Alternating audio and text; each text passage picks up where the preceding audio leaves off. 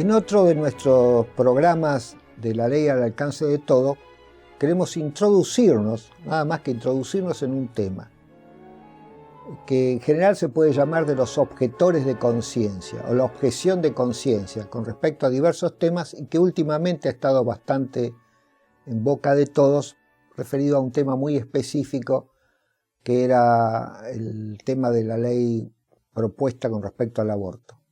Pero la objeción de conciencia es algo mucho más abarcativo, abarca muchos otros temas. Históricamente podemos hablar, por ejemplo, de los objetores de conciencia con respecto a la guerra, aquellos que se negaban a ir a la guerra, los objetores de conciencia con respecto al, llamémosle, culto o reverencia a determinados símbolos. Se han conocido muchos casos donde personas eran sancionadas por no querer jurar las banderas de una determinada nación o de la nación a que pertenecían, o no aceptar cantar el himno de esa nación, o también por no querer usar determinados símbolos que hacían a sus convicciones religiosas personales. Por ejemplo, podemos analizar el caso de Francia, donde hay todo un debate todavía sobre el uso del chador, o sea, de aquel pañuelo que oculta la cabeza, el cabello de las mujeres en la cultura musulmana.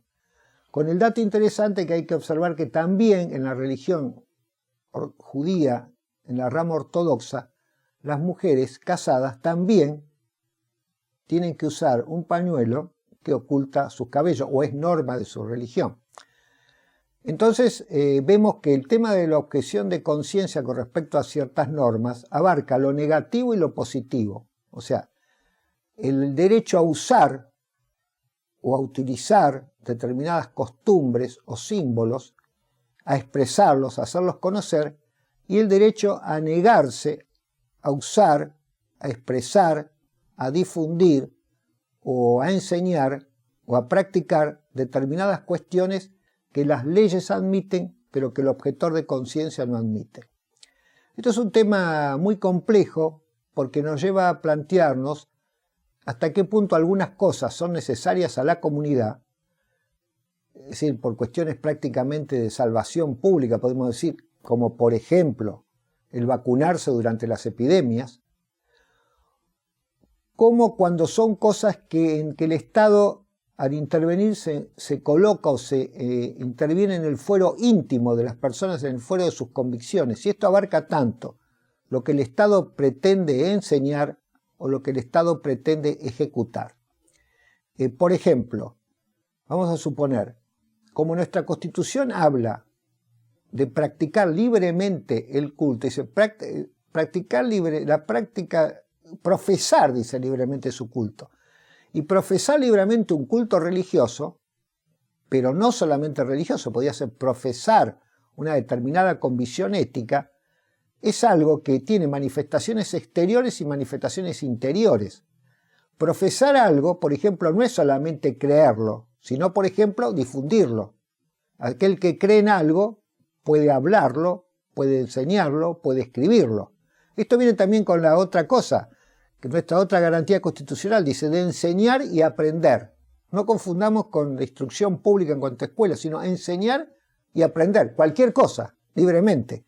El profesor de guitarra, el escultor, el actor, y el que enseña cualquier ideología, filosofía o religión determinada.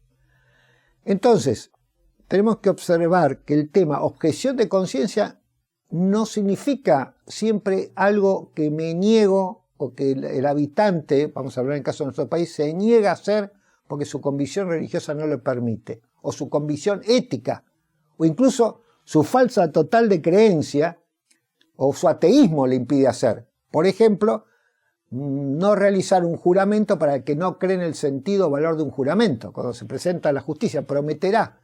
Por supuesto que no admitiríamos como testigo a alguien que dice voy a mentir, pero sí debemos admitir como testigo a alguien que jure que va a decir la verdad por lo que él crea más importante.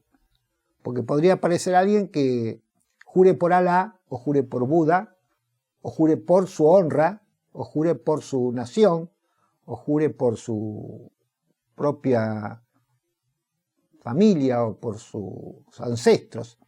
Son válidamente promesas por algo que el hombre, el ser humano, el hombre y la mujer consideran superiores a sí mismo y valiosos. Y podría haber una abstención de no creer en esas superioridades o valores, pero el individuo manifiesta su libertad de expresarlo. Entonces, tenemos que tener en cuenta que cuando hablamos de objeción de conciencia estamos yendo por el lado de las negaciones y por el lado de las afirmaciones. En Argentina, cuando se habla de la libertad de profesar libremente un culto, se plantea la cuestión, por ejemplo, del uso de los símbolos de esas creencias. Por ejemplo, aquel que va a un lugar público con los símbolos, con la ropa o los aditamentos que hacen una religión determinada.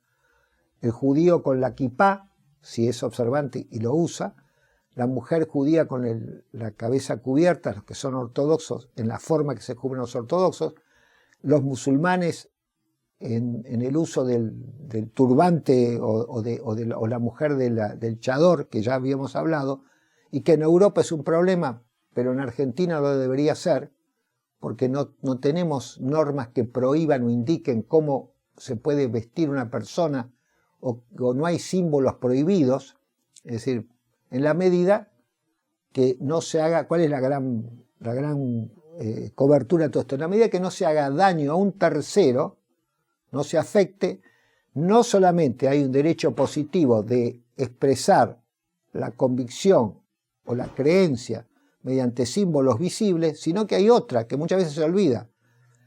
La falta de derecho a burlarse, despreciar o públicamente afectar aquello que el otro usa o tiene para profesar libremente su culto. Por eso, por ejemplo, es un acto delictivo interrumpir ceremonias de cualquier religión, ingresar en los templos sin aceptar las normas que ese templo tiene para ingresar, si es que no lo acepta libremente esa comunidad interna. Por ejemplo, los musulmanes se descalzan al ingresar a una mezquita y por supuesto le piden a todo el que ingrese a una mezquita que se descalce. En la religión judía, en la sinagoga, hay que entrar con la cabeza cubierta, diferente de las costumbres cristianas que se entraba el hombre con la cabeza descubierta. Pero estos son costumbres o hábitos, manifestaciones de la libertad de cada entidad y de la libertad de cada cultura.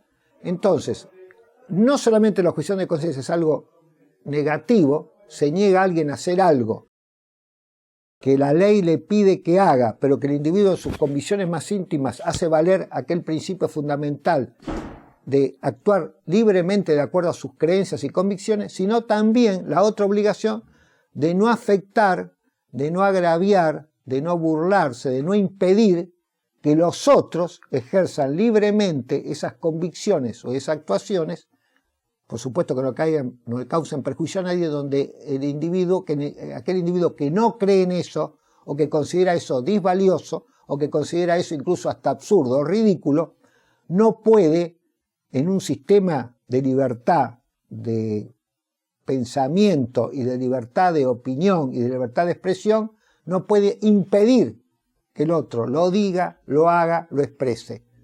No podríamos impedir que alguien exprese libremente sus ideas parándose en una esquina y expresándola. No podríamos, evitar que alguien se presente en un lugar y exprese lo que piensa mientras no altere lo que los otros están haciendo. Por eso observo este dato interesante. A veces uno escucha gente que predica en una esquina, o evangélicos suelen hacer, o entran en un lugar y habla, mientras no interrumpan el curso de una reunión y digan algo en un plazo breve, no habría por qué expulsarlos ni dejarlos de hacer, porque son acciones que ellos consideran positivas de expresión de sus ideas. Así como no podíamos cerrar un diario porque no nos gusta una posición de un periódico, o cerramos una radio porque no nos gusta la idea que expresa algún individuo sobre algo, que puede ser sobre cualquier cosa, una idea social, una idea religiosa, una idea filosófica. Entonces, es importante esto, cerrando. Todos tenemos derecho a expresar nuestras ideas libremente, a profesar nuestras creencias libremente, pero no tenemos derecho a obligar a otros a que practiquen actos para los cuales sus convicciones íntimas no le permiten hacerlo, y tampoco tenemos el derecho de afectar, dañar o perjudicar o impedir la vida social y el desarrollo de aquellas posiciones culturales, filosóficas o religiosas que individuos y grupos de individuos quieran realizar. Nuestra Constitución Nacional está basada en el respeto absoluto sobre la conciencia de los ciudadanos. Eso es lo básico. La libertad absoluta del ciudadano de expresarse de acuerdo a su conciencia. Y con el solo límite que no puede perjudicar a terceros o dañar a terceros.